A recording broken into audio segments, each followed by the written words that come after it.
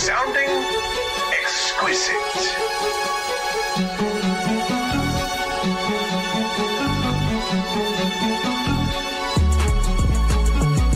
Oh shit, we back again.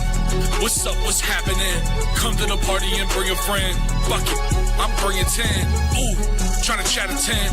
Big boy trying to chat a 10. She said I was catchy. I said, so tap him in. Touchdown! Double cup, wow, I stuck smile when I puff loud. I touch clouds, catching touchdowns in my mind now, cause I'm zoned out. On a porch couch in the Zod cloud. 2 coughs and I'm back now. 2 coughs and I'm packed out. Somebody give me a drink before I gotta sit down. I'm making hits now with a smooth style. What's up, everybody? It's your boy, Riley Puddin Peters, coming to you live with the doctor, defensive backs quality control coach, Preston Rowe. This is the Trash Talk Tailgate, and we are back on the flip side of the holiday season, and it has been a chaotic college football playoff bracket. I mean, it's been a wild time, and in our time gone, we have had some amazing games. Dr. Preston, how you feeling so far about the college football playoff? I'm feeling good, man. Feeling really good. No, just we've had some duds, but we have duds every single year. But we've also had some bangers, had some upsets. It's, the 12-team playoff. It's been a lot of fun. It has been. Even the duds, man. Even the duds have had some fun lessons. Have been interesting games. You look at the whole thing. We're going to get through all the games, but past couple days, obviously we saw Miami, Ohio State, Alabama, Indiana yesterday, Ole Miss, Georgia, Oregon, Texas Tech, all of these games. We got to talk about the first one. Yeah.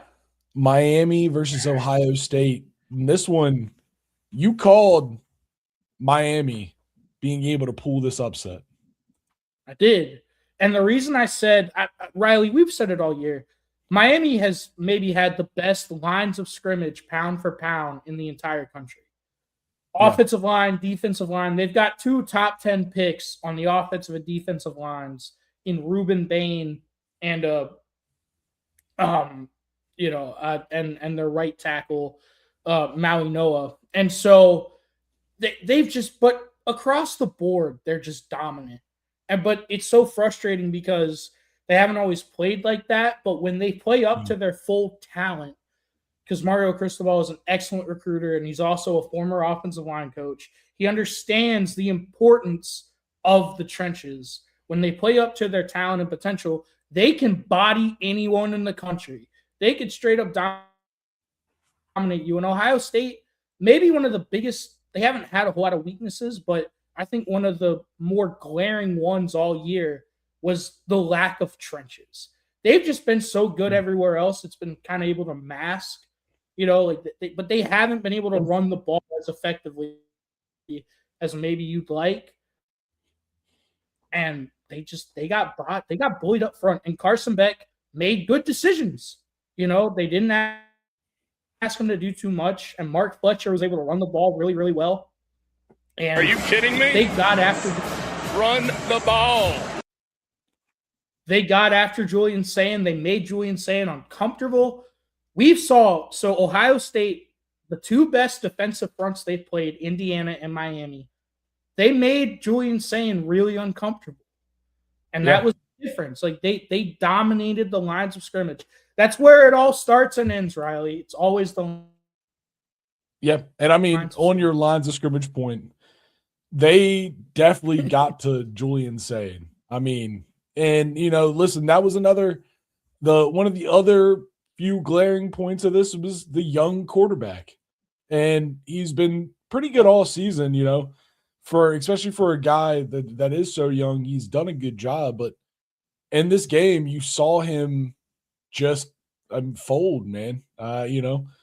He played good for stretches, but the mistakes that he made were just big. And they hurt the team. 2 picks is in a game that was 24-14. 2 picks is the world. It's the game. I mean, Riley, look at this. They held Ohio State to 1.9 yards rushing per carry. Yeah. Like, it's not going to get it done. Nah. I mean, Nah. And you know, listen, dude. that's weird. Jeremiah Smith, he tried his hardest.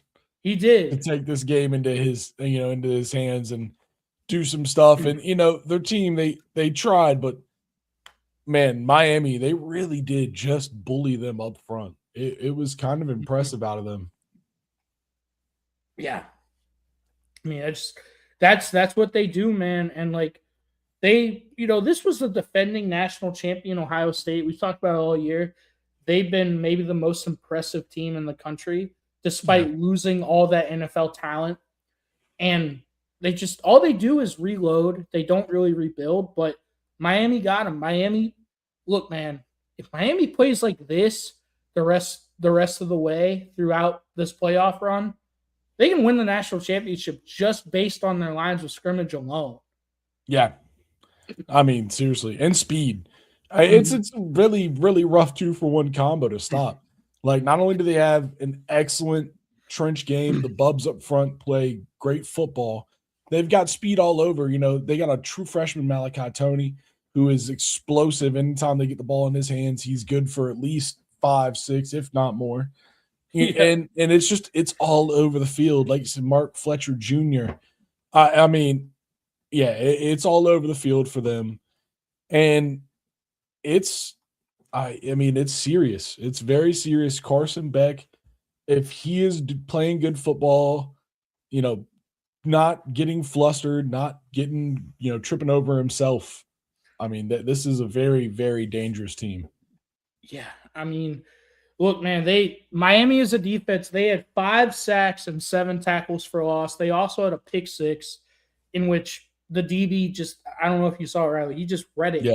He saw it. It was a screen, and he jumped it. And it's a house ball. Like, I mean, Miami, that's really all we have to say. It's just Miami dominated the lines of scrimmage. It was really, really impressive. Yeah. And it's cool to finally see them live up and play to their full potential. Yeah, it was very impressive. I mean, they truly did dominate in a way that I don't think anybody expected, especially not against Ohio State. And their offense, I mean, kudos to them playing against a very, very, very tough defense in Ohio State. They came up amazing. All right, let's go. I will say this, Riley. Yeah. One more thing. I'm a diehard Virginia Tech fan. Miami, they are a hated rival of ours. I do have to give them this. It would be really fucking funny if Miami won a national championship before they ever won the ACC. It would be very Miami of them. Yes. That would be funny, though. That would be incredibly Miami. It would be. All right. Yep. Let's talk about this game. Probably, I mean, the 0 is insane, right? 23-0 is crazy because, I mean, Oregon's defense is good, but it's not been hold a team to 0 good. No. Not at all season, really. And to get to the college football playoff in this kind of moment and play defense like this, I feel like everybody should be scared of the Ducks right now. I mean, look, man, we've talked about it all year, like especially in the back half of the year. They've been banged up, and now they've had a chance to get healthy. They got Deke back, their tight end. They got to Corian Moore back, their electric true freshman wide receiver. And, Mateo Uyungale had a big game. He had a recovery. But Tog, to me, this is more about Texas Tech and their lack of offense. Because their defense is lights out, man. They've had one of the best defenses in the country all year long. Their defense tried everything they could to keep them in this game, but their offense did nothing. It finally got to the point where, I don't know if you saw this, Texas Tech finally got into the red zone, and it looked like they were going to score a touchdown when it was 13-0 and maybe make it a game, but Baron Morton threw a pick in the end zone. And that's when I was like, okay, this game's over. If you can't score with that opportunity, you're just not going to fucking score. Their offense has been so inconsistent all year long, and they've been carried by their defense. And in the Big 12, you can get away with that, where you can just out-athlete people. But whenever you go up against a team with similar talent to you, maybe even better talent than you, you can't do that and win the game. Yeah. You have to have some semblance of an offense. And they didn't. Yeah. I mean, quite literally no offense. Their most explosive piece of offense may have been an interception by their defense. Yeah. And it's one of those things, like you said, dude, this kind of play style got them through the Big 12. Mm-hmm. But they needed to play more than perfect football. That's the thing. Like this was a David versus Goliath task for them. Mm-hmm. This wasn't. I mean, this is a very tough opponent. The Ducks are. They're a great team. They've got speed all over the field. Their Bubs are such a high level team. Yeah. Yeah. Ooh, who deserved to be? Yeah, listen, man. And now here's the thing about Texas Tech. They earned their shot here. They did. They won a conference championship. They got here the right way. Mm-hmm. But them putting up 0 does make everybody that said JMU didn't deserve to be there when they put up fucking 16 or 34. Sorry, they put up 34, but they did put up 34. They put up 34 all over the foreheads. And so, yeah, no, it's real talk. Real talk. It makes you think. But Oregon, I mean, that defense was different than they had been all season. Truly. I mean, the offense was always there. It has always been there. And Texas Tech, they weren't good enough. They didn't answer the call. I mean, Brandon Finney Jr., number 4 for Oregon. He had 2 interceptions.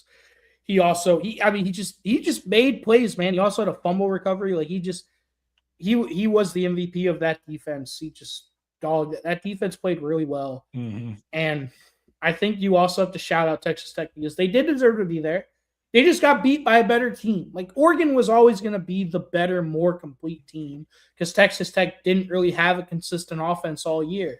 Yeah. So they just got beat by a better team. Like that's okay. Now that we're here talking about this, I feel like we need to talk about the insane bye week bias that every team that almost every team that's gotten the bye week in the college football playoff, they have met their demise on the other end.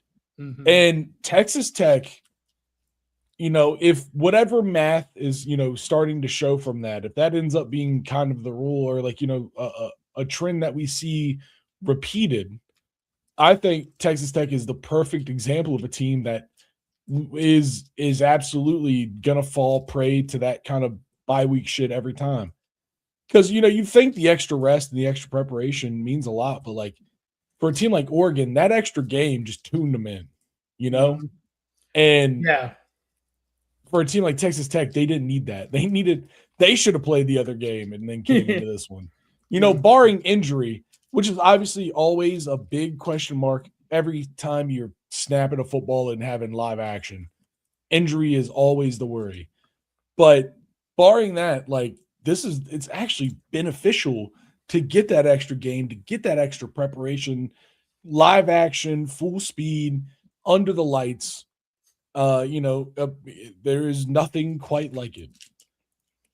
And, I feel like we're seeing that proven in the results of the college football playoffs.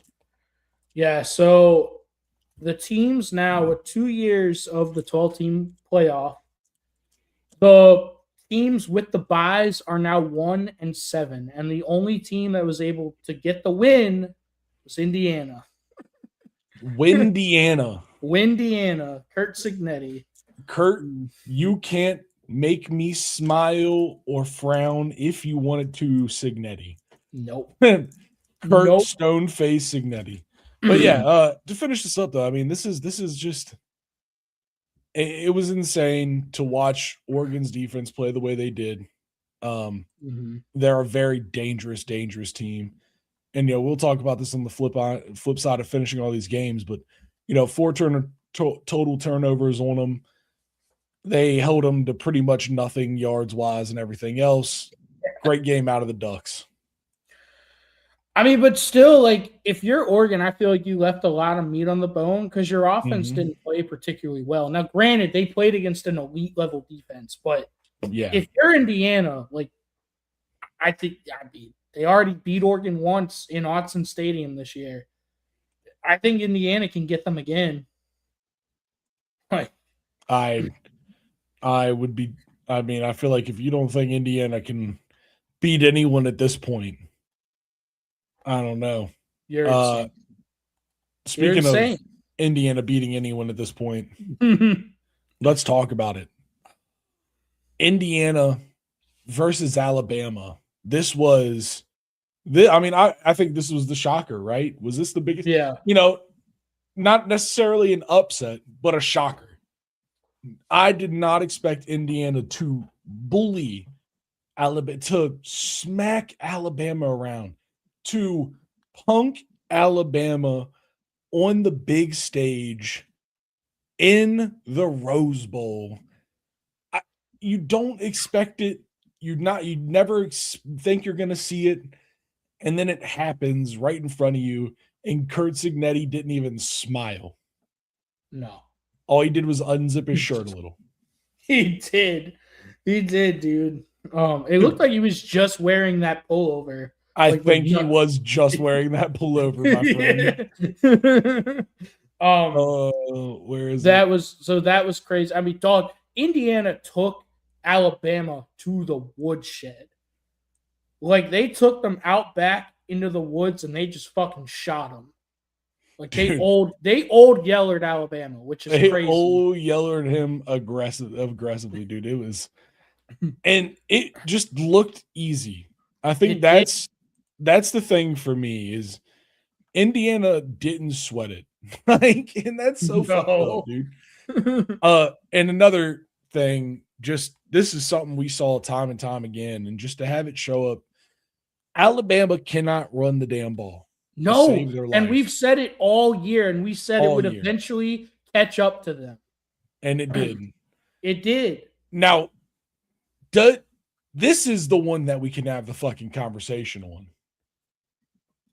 Does Alabama, did they deserve to be, obviously they jumped over Notre Dame, if you want to do the numbers, more than likely, right? That was the person, the team that truly, most people would argue, caught the screw job in this one. Do you think Notre Dame puts up a better game against Indiana? Well, so Notre Dame, they played in the playoffs last year, remember? And they smoked Indiana. They did. But that was last year. Yep. Yeah, so I mean, Notre Dame is a damn good football team. I do think they would have probably given them a better game, but like, you can't base everything off of that. Like, I hate that argument of, we need to get JMU out and Tulane out because, look, they fucking shit the bed. It's like, well, actually, they didn't play that bad. Like, look at Alabama. Yeah. If you want to use that argument, like, fucking look at Alabama, dude. That's what I'm saying. Yeah. I mean, they walked over fucking Oklahoma, which, Oklahoma's a damn good team, but they weren't this echelon of team. No, they're not the Indiana. I don't even think they're like, Ohio State, even though they did lose, I think they're up there in that echelon. Miami, you got to consider them up there too. Those teams, Alabama just isn't cutting it at that level right now. I think so let's go back a month, because I think there is a legit argument you can make that Alabama did not deserve to be in, and this is why. Yes. They struggled with Auburn. They beat Auburn. Oh, yeah. Dinker, I agree with that. Yeah. I 100% agree with that. I agree. Dinker, Happy New Year, man. I hope you had a Merry Christmas. Glad to see you, dog. Happy New Year. Yep.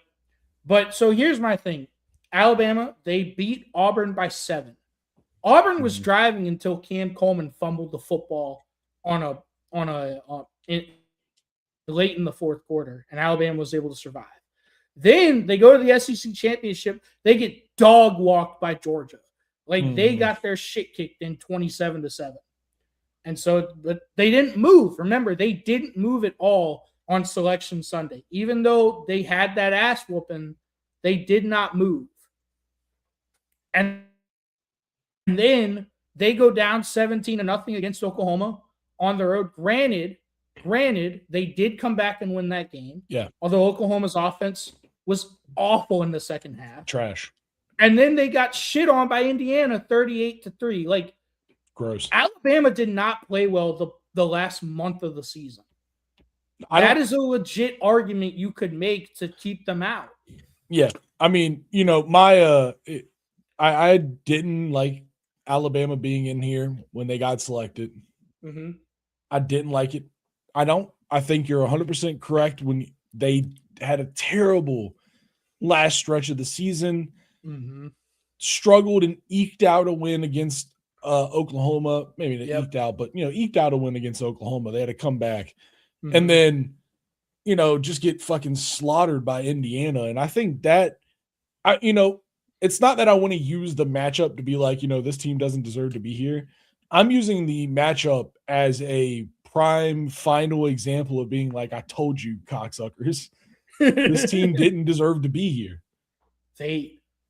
It's not the Alabama team we're used to seeing because they could not run the ball all year. They have an elite level passing attack, but Ty Simpson looks like he's been hurt. We've talked about that. He hasn't looked the same. And Ty Simpson looks like he still sucks his thumb. Ty Simpson sucks so goddamn bad. I can't remember who the fuck it was that was trying to talk about Ty Simpson earlier this season. Dinker. I mean, dude, they won a playoff game against an Indiana or an Oklahoma team that everyone else would have beaten. I think even JMU. No, I don't think JMU would have beat them. Suck my dick. I think JMU might have done it. And I like Oklahoma. I love Brent Venables. Their offense sucks so bad. Their offense sucks so bad, though. It's so bad. But I mean, look, man, whenever elite level teams know you're going to be one-dimensional from the jump, it's really fucking hard to beat them. And Indiana and Oklahoma both knew Alabama cannot run the ball for shit. Like they have, you know, great left tackle. They have a good offensive line, but they're good in pass pro. They don't get a push up front consistently. They can't run the ball. And like you put all that pressure on Ty Simpson, and if you get to him, it's going to be a bad day. So you're going to have a bad time. And they just, lots of threes and lots of 3 and outs. They didn't run a lot of plays in total, like 50 plays in total. Like it wasn't a great performance out of them. Just shut down. It was flat, uninspired, and Tulane may have beaten Oklahoma. No, Tulane wasn't going to beat Oklahoma. Fernando Mendoza had more touchdown passes than he did in completions. It's one of my favorite. Anytime that happens, it's one of the best stats in football. They almost had 200-yard rushers. Okay, like we can talk about a lot. There was some good stuff out of this Indiana team. Let's just put it that way. I mean, they looked like UVA playing Mizzou out there, dude. They were just dominating. Oh my God, you shut the fuck up. What? How did Virginia Tech's bowl game go this year? You know what, dude? We didn't go bowling for personal reasons. I've already told you that. I'm sorry. Yeah, you guys opted out of that field trip. you had to stay home and write an essay, or you had to stay in school and write an essay. You opted out of the bowling trip. All right, I did, dude. For personal reasons, but we're all better now. It's all good. All right. Yeah, no, I feel like Notre Dame, and that is it, Dinker. I 100% agree with you. The only team that had a legitimate complaint about not being in was Notre Dame, and I think it was a 50-50 choice, Alabama or Notre Dame, when the committee was making the decision. And I think Notre Dame got unfairly screwed on Alabama bias. I mean, I'm going to say it. I'll say it. everyone said the debate was Notre Dame Miami. No, it never should have been Notre Dame Miami because Miami beat them head to head. Yeah, it should have been Notre Dame Alabama. I think it was Notre Dame Alabama the whole time, actually. I know a lot of people don't believe it. I really do. I think Miami was going to be in. I think the ACC deserved that spot, and I think they were going to give it to him. Mm-hmm. What about the Longhorns? Well, Arch Manning doesn't want to play as many games as his Uncle Peyton did in the Orange Bowl or whatever bowl it was. Citrus Bowl. It was the Citrus Bowl. I mean, it's not Miami's fault that the ACC had the dumbest tiebreakers imaginable. Miami should have been in the ACC championship game. They just should have. Over 5 lost Duke. Like, that was dumb. They did look like trash against Michigan. They did. Yeah. But they also beat one. They also came back and won. I mean, listen, dude. Fucking Arch Manning. But I mean, just last thoughts on it though.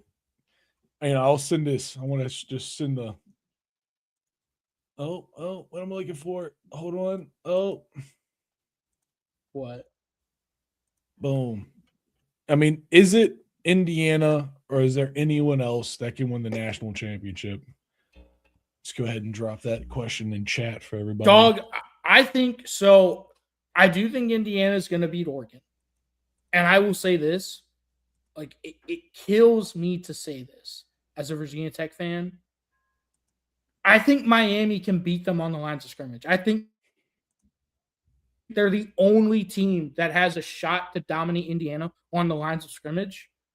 And I think because of that, I think Miami can beat Indiana. Yeah, I get what you're saying for sure. There is a certain, they're very scary on the lines, but I just think, I don't know, man. Kurt Cignetti's been coaching around everybody. And I just think it's a coaching thing at this point right now, man. He is the best coach by far left in the field. Yeah. Like, I love Dan Lanning, but I do too, yeah. But yeah. It's not close. It's not. No, he's the best coach left right now. I think it's just going to be a coaching thing to the national championship. I really do, man. I don't disagree with the Bubs thing, but I don't know, man. He's been finding a way around stuff all this year. And that's true. If he got through Ohio State like he did, I mean, I know it was a dirty, gritty game, but obviously Ohio State got bullied, but their defense, man, their defense all year was so electric. And they get through them like that. And then they get through this Alabama team like they're a fucking nothing. Like, I don't know, man. Like they're a group of 5 team. Oh yeah. Lee, I'm with you, man. The 4th and 1 where Alabama tried to sneak Ty Simpson on the field for the fake punt, line up and try to go for it, and that team just didn't move. Yeah.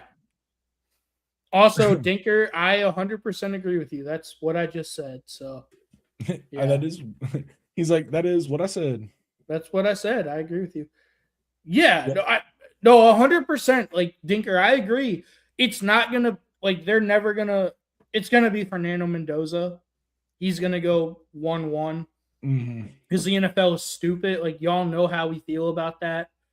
I mean, I love Fernando Mendoza, but is he going to be able to elevate a dog shit NFL team?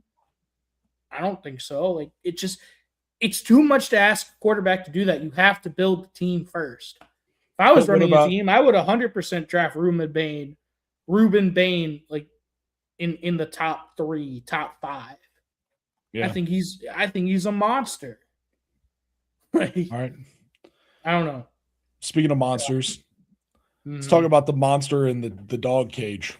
And that's the Rebels. Ole Miss versus Georgia. This game, this finish, the last second field goal. I mean, obviously they get the random safety. Georgia tries to get the safety, just get the ball back in a weird choice. The decision. Refs tried everything they could. Yeah. They did everything they could to give Georgia a last shot. Yeah, and so, but aside from that, the last second field goal, this game, dude, Trinidad Chambliss looked insane. I mean, he really did. You know what it reminded me of, Riley? Like Money Manziel. Against those like elite, dominant Nick Saban defenses. Yep. The equalizer was always just a quarterback that you're like, we have everyone covered, but fuck me, he's just too good. He's just out there playing backyard football, and we can't fucking stop it. Like Cam Newton, Johnny Manziel, like all the like Deshaun Watson had some shit like that. Like he was real all slippery. The quarterbacks that beat Nick Saban, they all did something like that. That's what it reminded me of. He really reminded me of Money Manziel. Mm-hmm. Especially when those plays where the one I can only imagine it's going to be in here, but like the one where he runs all the way to like the 1 yard line, I think is what it is. I mean, he goes all the way back. Is it this one? Nah, this is an easy one. But those ones were crazy. Mm-hmm. Georgia. He was playing D2 football last year, by the way. He was. At Ferris State. That is insane. What a guy. It's so insane. This is it. Yeah. Yeah. He's just dropping back. He's like, I'm going, dude, this is Money Manziel. This is Money Manziel. And then yeah. Oh. Just let me get a little Yep. Like, what a dude. This guy, he's playing real football. They said, I know you had to see that social media post. I don't know if it was a tweet or what, but social media post where Georgia was talking about how this is the best quarterback they're going to play no matter what happens. Mm-hmm. And they were right in the worst way. Right. They were right in the worst way. I think Trinidad Chambliss is the most explosive player left right now, like just as an individual. When you think about I guess, someone that's going to really make a difference in their team's gameplay, I definitely think he's the best quarterback left right now. He's just electric, man. He's got the swagger that college football thrives on. I've talked about it a million times. It's not that he's the most technically sound quarterback.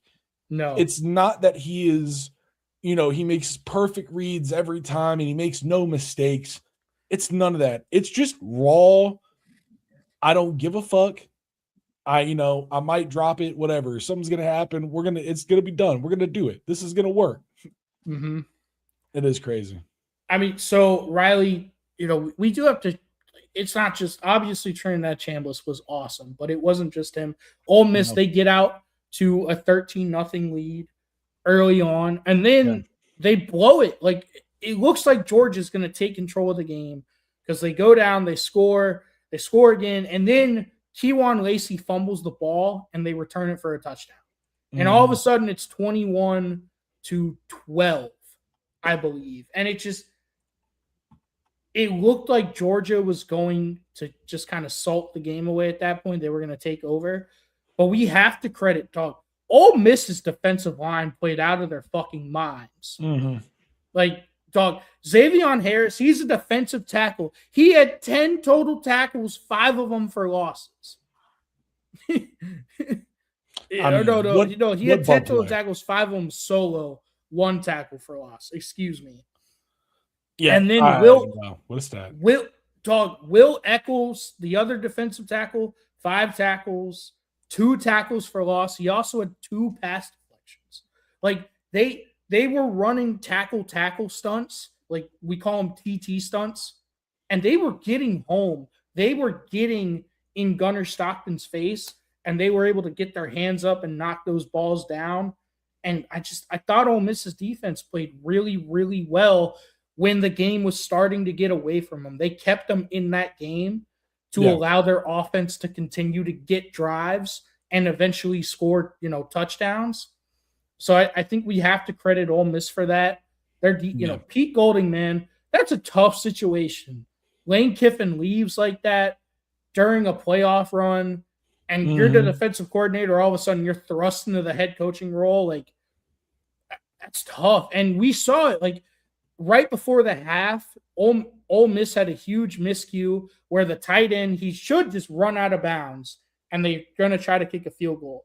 He cuts it back inside. The clock is running. They have no timeouts. They try to run the field goal unit on, but it's unsuccessful. They don't get it off. Like, that's a mistake that a second game head coach is going to make.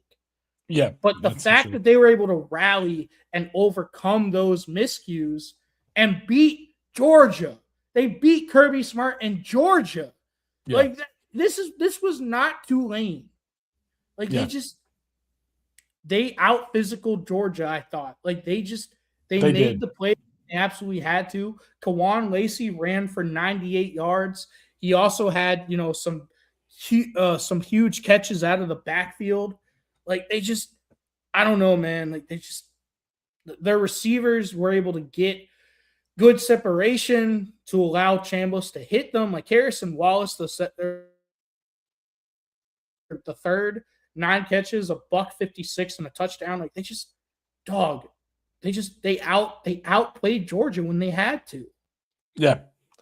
I mean, that's it, dude. That's it. They outplayed Georgia, and you don't see it a lot. And especially at the end of the game, dude, fourth quarter outplayed Georgia, which you really don't see a lot. Teams that beat Georgia, it's usually done before the fourth quarter. It tends to kind of be like, all right, what's going to happen. Yeah. But the way that Ole Miss finished out this game was very impressive.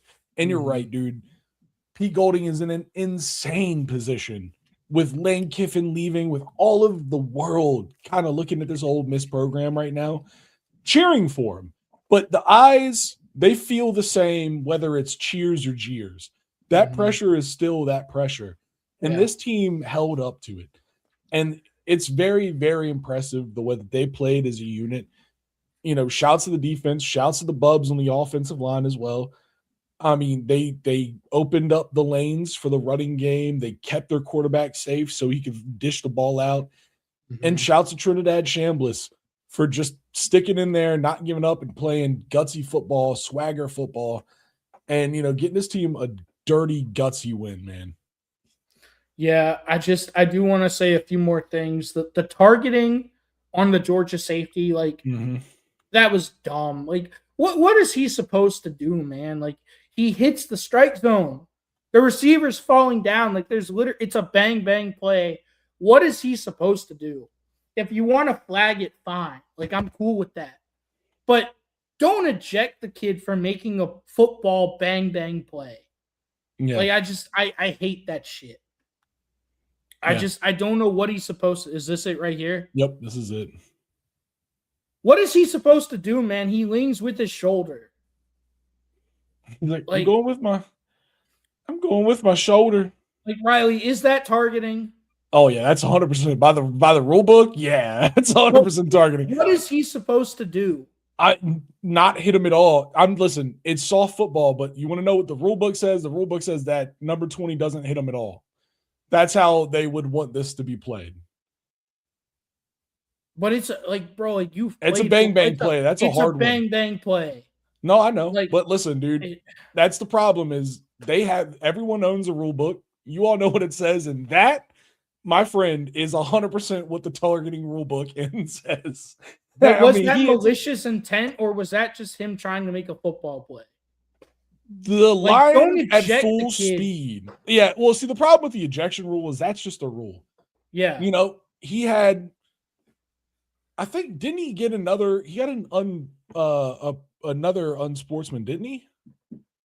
Because the rule is 2. Like, you're supposed to get 2. No, if it's targeting, it's an ejection. Right. It's 2. Yeah, it's 2 unsportsmanlikes or whatever the fuck. Yeah. But Jack Lee, like, how is he supposed to tackle him? Like, that's what I'm saying. That's what I'm saying. The guy's falling down. The receiver is falling down. Like, what are you supposed to do? I hate that. Like, if you want to flag him, I'm fine with that. But don't eject him. Like, I feel like intent has to matter if you're going to eject the kid for making a bang-bang football play. So You know, I don't disagree with you. I don't disagree with you. And I think the thing that there needs to be, and it's time to look at our basketball brethren for one, of targeting one and targeting two. hmm Yeah.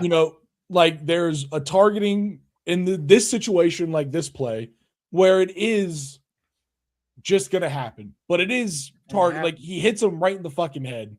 It's what it's supposed to do. But You the try not to get him receivers to. fall down though. And that's why he's not supposed to hit him, because the receiver's falling down. That's why it's targeting. The receiver is falling down. Those are the ones they're trying to take out of the game. That play is why they created targeting, because they don't want people to do that at all. I know it's soft football, but that is what they're trying to do. He can't stop on a dime. He's running full speed. Like he can't. You can't stop on a dime like that. He had like 3 seconds to pull away from that. No, absolutely not. Back to the film. No.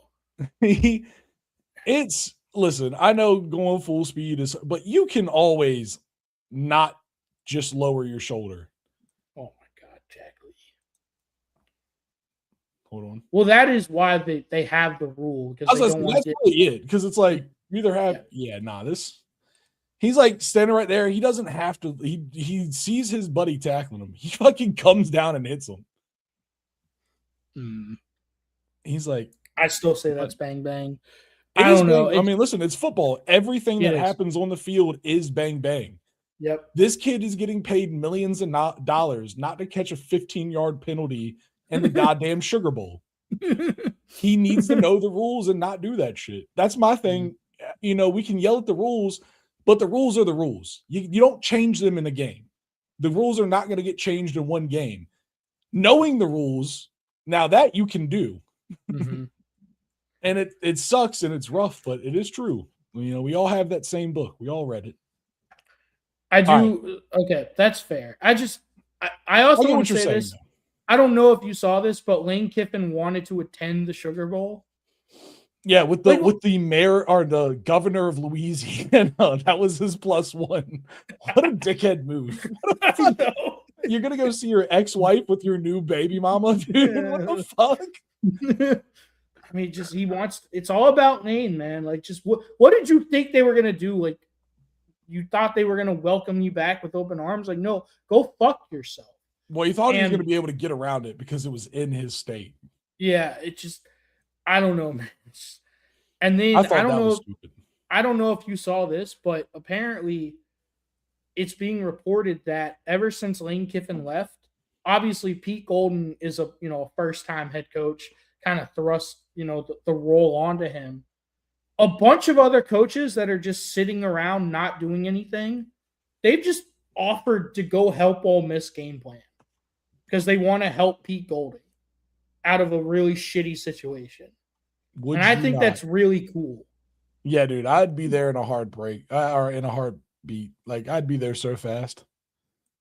Like Bob Stoops, he's reportedly been helping the former Oklahoma coach who won a national championship. Like, I think that's really cool, and I think that goes to show you how much even coaches don't like Lane Kiffin.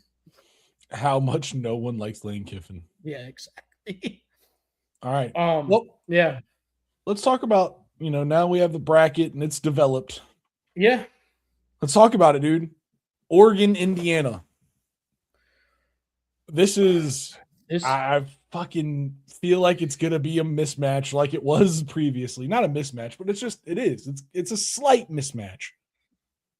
I mean, Oregon's going to be healthy. They are. I just think Indiana's the better. It's crazy to say this, but Indiana's the better football team. They are. I think it's three-facet in this case. I mean, Oregon's explosive as shit. Don't get me wrong. Yeah. And they can do it. Don't get me wrong on that. But it's going to be them scoring from the very beginning of the game and a lot. Yeah. If Oregon wins this game, they're going to need like 42 points. They're going to need a lot of points to win this game. Yep. And Indiana on the other half, I think they just got to not let Oregon run the tempo up on them. I think if they can play medium to slow football and just let it come to them, they will absolutely win this game. I agree. Indiana's the better football team, man. Like, and Sig, like, it's crazy, but Sig's the better coach. He's proven that he might be the best coach in the country. Yeah. I mean, he is slaying all of like the dragons of college football. He beat Ohio State already. He beat Oregon earlier this year. Yep. Now he fucking smacked Alabama. Alabama, dude. I mean, it's crazy. Yeah. Indiana, they're the better football team. And then Ole Miss, Miami. Now, this is all right. I worry about Miami in this game because we talked about them previously, and I want to rewind everybody back to those Money Manziel games. Mm-hmm. The thing that allowed Johnny Manziel to do that is the defensive lines for a lot of those SEC teams at that time being so good, they'd get caught in over pursuit. Yeah. That's a real problem when you're playing a quarterback like this. If you actually outmatch a team and you're too confident in your pass rush and you get 4 steps deep in your pass rush too quick and he breaks out, that's how those plays happen. Like it's what happens. And so my worry for Miami is them not being able to keep Trinidad Chambliss in check. But my counter to my own worry is what Miami did against USF and the way that they were able to keep, USF's incredibly explosive, now in the transfer portal, quarterback. Byron Brown. Keep him in check. And they kept him in check. But this is a different team. This isn't USF. This is Ole Miss. But still. So that's my worry. Yeah, I think that's fair. Ole Miss, like, they really, really impressed me. I mean, not a lot of people have talked about Ole Miss, like, being like a great football team. Like, obviously they have Trinidad Chambliss and they had Lane Kiffin propping up that team, but they're a really talented team. And I think they showed that against Georgia. Miami's offensive line is so good. Like, their trenches are so good, man. I really think that it's going to take another insane, like, Manziel-like performance out of Trinidad Chambliss. And then also their defensive line is going to have to buck up and play like they did against Georgia. Yep. And I just don't know if you can do that against Miami. So I'm going to take Miami. Dog, Miami is liable. They could go up early and just sit on the lead. Yeah. And just let that pass rush go get Trinidad Chambliss. Yeah. I mean, I feel like, I'm going to take Miami in this one as well. I do. I feel like they are just a better team, but I am worried. I'm genuinely worried that Miami, if they get too confident and they let their pass rush go too much, I have an aching feeling Trinidad Chambliss will make them look stupid.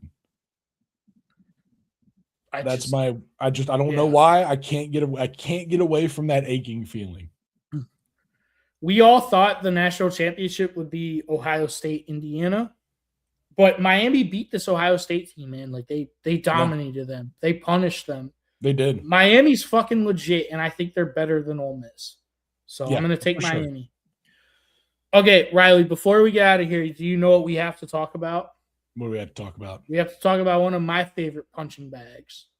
Oh, God. And which one? His complete lack of defense and tackling. Oh, I thought we were going to talk about I guess we can talk about Lincoln Riley letting up. We also got to talk. I mean, if we're going to talk about the Riley brothers, let's make it a Riley brother fiesta. True. And talk about my great news of Garrett Riley being fired from Clemson. God, that made my fucking Christmas, dude. I know it did. This jersey's pretty sick, but fucking Garrett Riley getting fired made me so happy. Now Clemson wide receivers don't have to turn in their Garrett Riley tokens that are good for exactly one pass attempt thrown towards you. There's only the wide receivers, though. Tight ends, they get pass attempts for free. Are you still going to throw screens on 3rd and 12? We might not. Listen, it could be too much to ask, but we might not throw screens on 3rd and 12. Might. I don't know. But yeah, let's talk about Lincoln Riley. Get him warmed up. I'll get the thing pulled up. You hit him. It just so I don't know if y'all were watching the Alamo Bowl between TCU and USC, but that game was a banger. It went into overtime. And it looked like USC was going to pull out the win because they got a huge sack, and it was 3rd and 20. And TCU was out of field goal range. And typically what you do in that situation is you just dump the ball off to the running back. Mm-hmm. And you just hope the running back can get 5 or 6 yards. Riley, do you have the video? I sure do. So USC, they're winning. It's 3rd and 20. USC has already kicked a field goal. TCU has to kick a field goal to extend the game. Look at this. He didn't just get the 3rd and 21st down. No. He got it all. And that's a touchdown. That's a game-winning overtime touchdown. The game is not over. The game is not over. The game is not over. And then just the game is over. The game is over. Yep. Right, Riley, run it back. Okay, so pause it when he catches the ball. Boom. Pause it when he catches the ball. Let's watch. Just see the space develop. Yep. He gets the ball. Now look at. Yep. Okay, run it. Look at all these defenders coming in. Breaks one. Now he's got 1, 2, 3, 4. Yep. And a triangle pursuing him with a fifth, with a big dog coming from the back. Whoa, pause. Two guys miss. That is just horrendous tackling. That's now three total. Three total missed tackles. Doug, all this safety has to do is just push him out of bounds at this point. He's on the sideline. Yes. This is what killed me about this play. He is on the sideline to make it like 4th and 7. Yes. And that's 4 missed tackles. Mm-hmm. And I'm going to count that one as another missed tackle because he had to stiff arm his own offensive lineman. and touchdown, dude. I mean, just insane, dude. Touchdown. What a guy. Shout out Lincoln Riley. Riley. You've learned nothing. You've learned nothing. Just he was supposed to learn stuff? Nah, just dog. Like it just every year, man, everyone always hypes up Lincoln Riley. And then just look at his defenses, bro. Like just they suck. Offenses are great, but they can't fucking tackle for shit. It's embarrassing. So I will never take Lincoln Riley seriously ever. So yeah. No one can take Lincoln Riley serious. Nope, absolutely not. All right. Well, that's it. Jagley, this is true. yeah, right. That finish was brought to you by the same team that gave you Caleb Williams. Yep. And you know what? You know what Caleb Williams is good for in the NFL? Are you kidding me? Run the ball. All he's good for is just running the ball, dude. Just handing it off. Mm-hmm. All right. Well, thank you, everybody, for tuning in. If you're still here now, please drop a like on the stream, drop a comment, go subscribe to us. If you are not, please, we'd appreciate it. Follow us on all social medias at Trash Talk Tailgate. We're everywhere. Go find us. Mm-hmm. Thank you for tuning in for this one. We're going to be back. This is a very exciting football time. We have the playoffs upon us in the NFL as well. Obviously, the college football playoffs, the national championship is so close you can almost taste it. We got the battle for the 1 seed coming up this weekend in the NFL, in the NFC, like Seahawks, 49ers, like it'll be good, you know? It'll be excellent. Yeah. But for this one, we're going to wrap up and get out of here, y'all. Thank you for tuning in. Happy New Year's. Mm-hmm. Peace.